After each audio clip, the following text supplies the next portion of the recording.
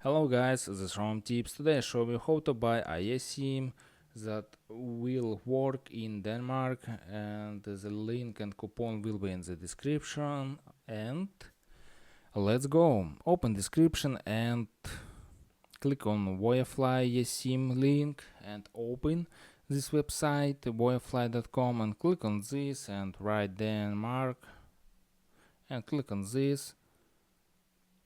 Alright, and scroll down and choose data type unlimited or fixed and choose speed plane light plus premium. I'm select premium and select days.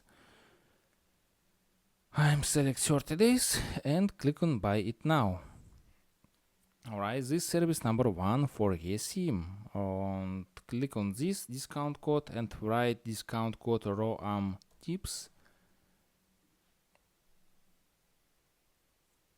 Alright, this is very good, and click on Google Pay and buy a SIM, or write email, write payment, write billing address and buy, and click on buy now and buy a SIM, and that's all. Subscribe and give me a like if this video helps you, because your feedback helps me. Bye bye.